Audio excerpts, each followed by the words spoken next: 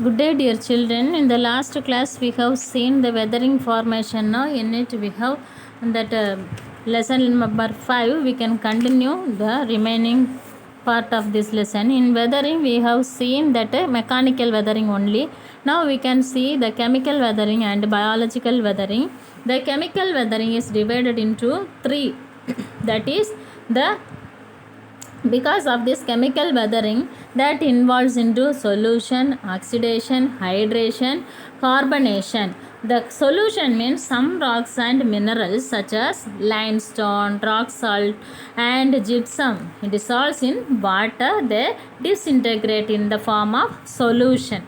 Then the oxidation, that is the oxidation is like rusting of iron in the presence of air and water. You know the when we are pouring the water or the air the iron will get air means it will be rust, no, like that the oxidation will be occurs in on the rocks. The color of the rocks also changes in this process of oxidation. Then hydration, the chemical union of water with a mineral is called hydration. What is called as hydration? The chemical union of water with a mineral is called as hydration. What is the formula for water? H2O, hydrogen and oxygen, no? Two parts of hydrogen and one parts of oxygen, that is called as water. Then the hydration and the water with the mineral is called as hydration, and it causes stress on the minerals present in the rocks and thereby leads to their disintegration. The biological weathering, what is meant by biological weathering? How it is happens?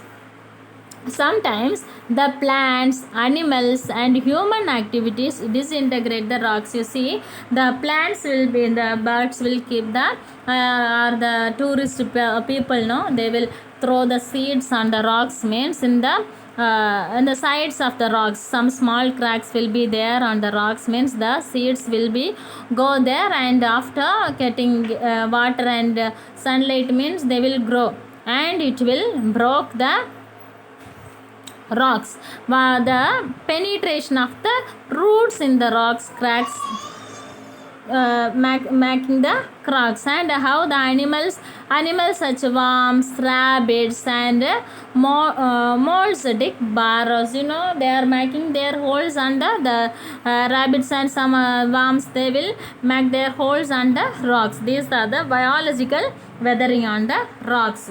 Then we can see the soil. Soil is an important natural resource. Do you know that? Yes, soil is the important natural resource. Yes, soil is the very important natural resource. How the soil formation occurs? The factors responsible for soil formation are parent rock material, relief, climatic conditions, plant and animal organisms, human activities, time. These are the formations. These are the factors responsible for the formation of the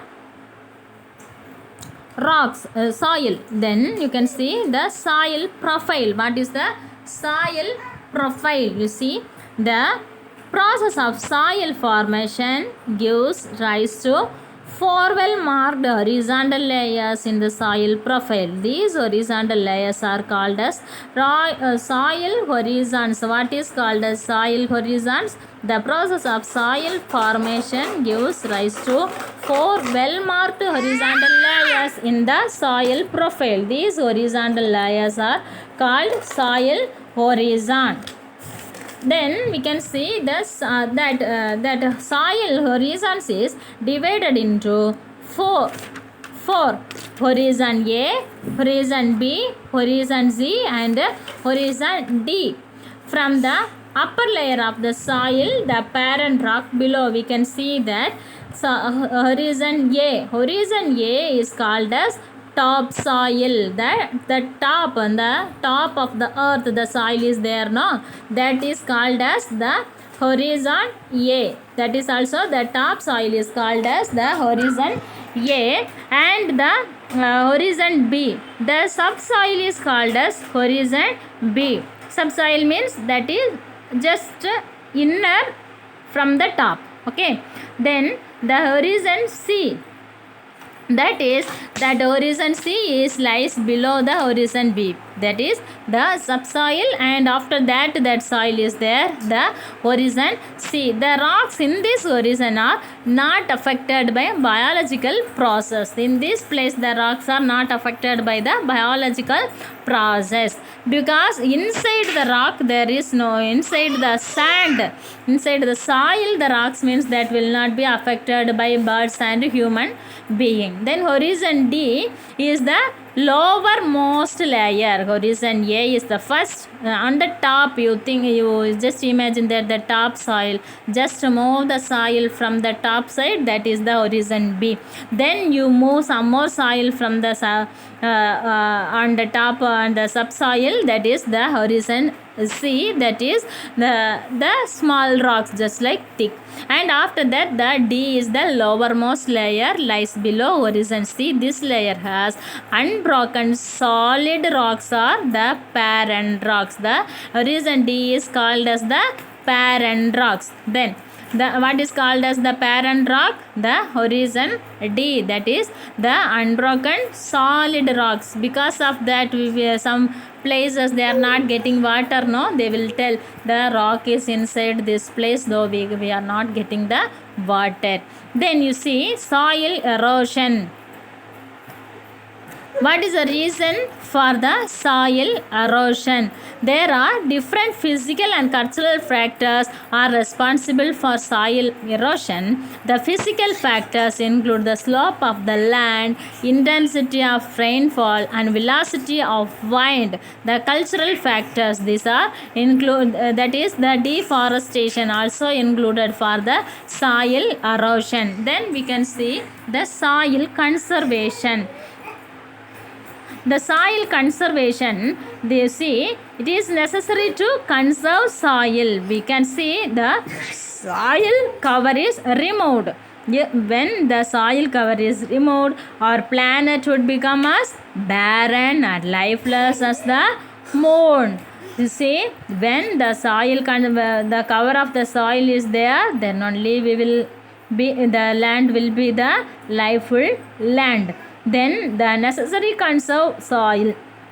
Soil conservation includes all those measures which can protect the soil from erosion and fertility excursion. You see, for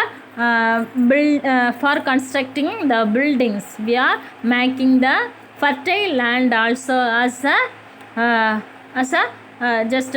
we are making this land as a building.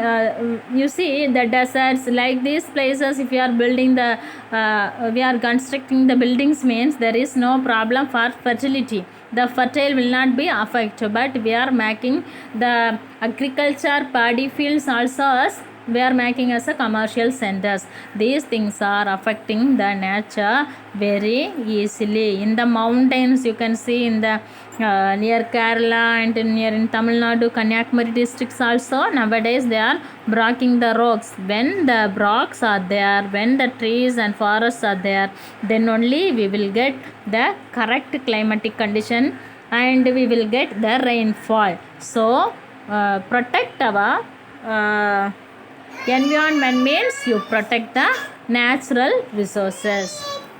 Thank you.